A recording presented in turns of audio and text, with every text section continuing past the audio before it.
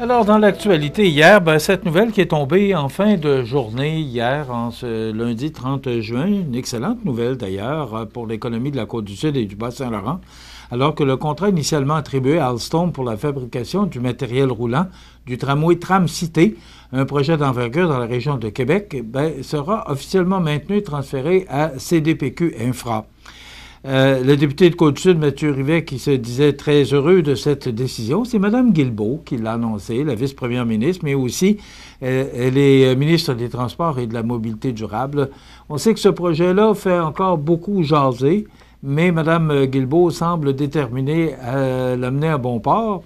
Mais on sait que les travaux doivent débuter, si ma mémoire est bonne, en 2027, alors qu'il y a des élections en 2026. Alors, ça fait encore le sujet de conversation de plusieurs, mais Mme Guilbeault, qui a le mandat d'amener ce projet-là à sa réalisation, alors elle persiste et signe. Donc, elle a souligné l'importance d'éviter des délais ou des surcoûts qui auraient pu découler d'un nouvel appel d'offres.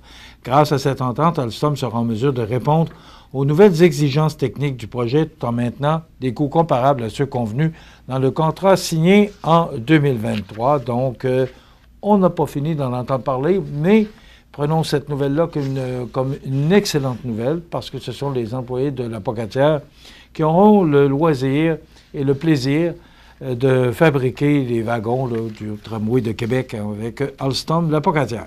C'est sûr qu'il va y avoir, parce que vous savez que c'est pas, quand on dit qu'on construit les wagons à la Pocatière, mais c'est parce que c'est tout ce que ça engendre autour, tout le monde que ça fait travailler. Alors, c'est une très bonne nouvelle.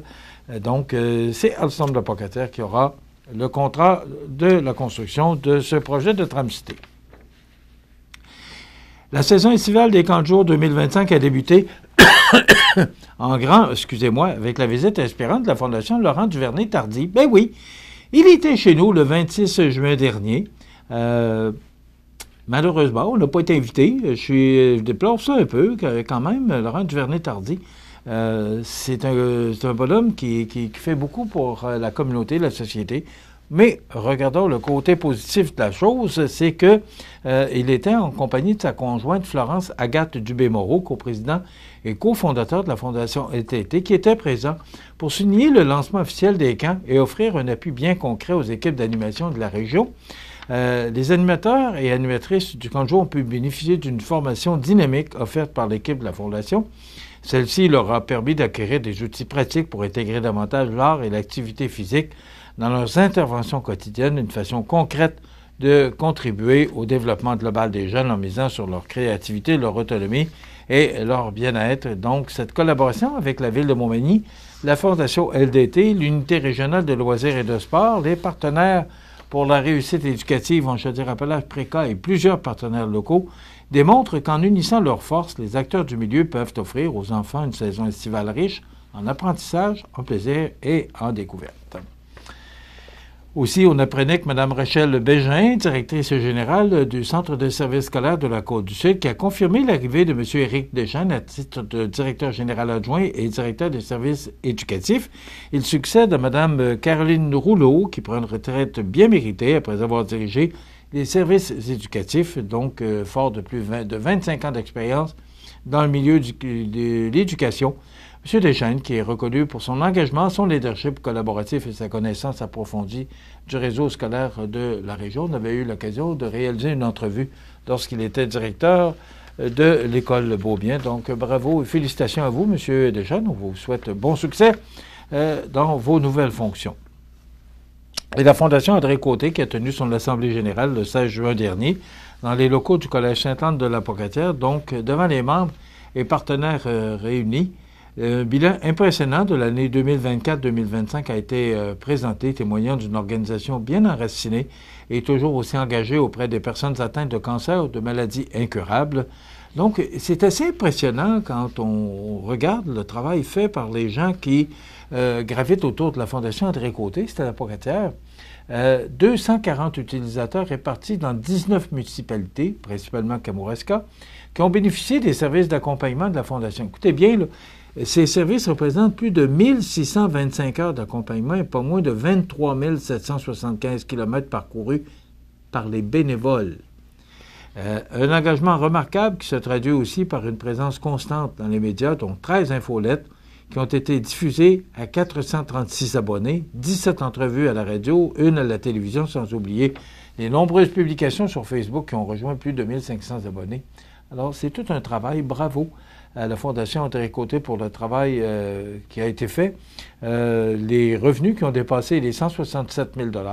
On sait que, oui, le CI3S contribue à faire fonctionner cette fondation, mais on doit aller chercher de l'argent local. Donc, ce sont des partenaires, le gouvernement fédéral et aussi des activités de financement qui font que cette fondation peut survivre. Donc, les priorités de la prochaine année figurent la continuité du plan d'action 2021-2026, la création d'une journée de réflexion avec les membres en novembre 2025, ainsi que la mise en œuvre d'une nouvelle planification stratégique. Donc, bravo pour cet excellent travail de la Fondation André Côté dans la région de Kamouraska, ou dans la MRC de Kamouraska principalement, et qui est répartie dans 19 municipalités. C'est la fête du Canada aujourd'hui. Il y a beaucoup d'activités qui vont se dérouler au cours de la journée, si la température le permet. Et là, c'est nuageux. Même en me rendant au studio ce matin, quelques gouttelettes dans mon pare-brise. Alors, bon, il y a 40 ou 50 % à peu près, là. Donc, c'est rien de bien important, mais la journée d'hier, c'était vraiment extraordinaire. On avait profité de prendre un congé de 3 jours parce qu'on peut changer le congé pour la fête du Canada. Donc, on s'est permis une sacrée belle journée. Mais aujourd'hui, il y a des activités un peu partout. Vous pouvez aller voir là, sur le site de la ville ou encore le site de la fête du Canada. Vous allez avoir toute l'information, savoir les activités qui se passent dans la région. Dans le Journal de Québec d'hier, on apprenait que, vous avez entendu parler que M.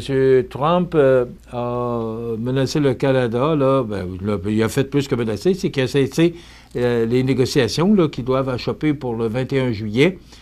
Si M. Carney ou si le gouvernement du Canada ne retirait pas sa taxe sur les réseaux sociaux, Google, Amazon et tous ceux-là, là, Facebook, mais alors, c'était quand même une taxe là, qui pouvait rapporter quelques milliards de dollars au Canada, mais vous comprendrez que ces réseaux-là n'avaient pas les moyens de payer les taxes, alors que ce sont des milliards de dollars par année de revenus.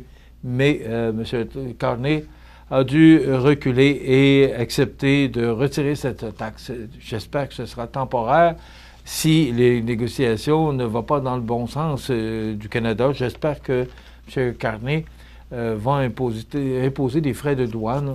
Mais là, il faut attendre. Si la négociation va bon train, bien, peut-être que les frais de douane, du moins c'est l'espoir du premier ministre du Canada, que ces frais de douane pourraient peut-être être diminués ou sinon même complètement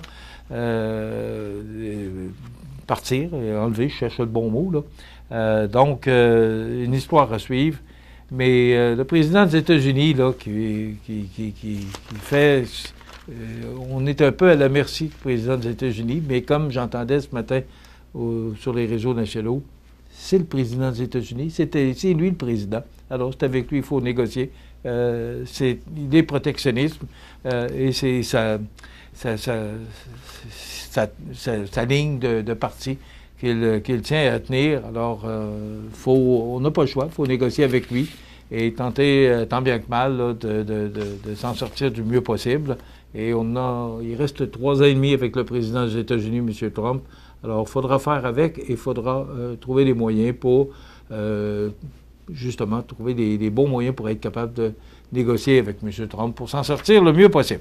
Demain, on reçoit Marc Lefrançois, qui est conseiller du district 1 de la ville de Montmagny et également président de la Société de développement économique de Montmagny. Donc, il doit être avec nous. Il restera toute l'émission pour nous parler de la SDA et aussi de ses projets futurs. Et les trouvailles d'Audrey, Audrey sera chez Tapis Montmagny. Donc, c'est ce qu'on vous propose demain. Bonne journée.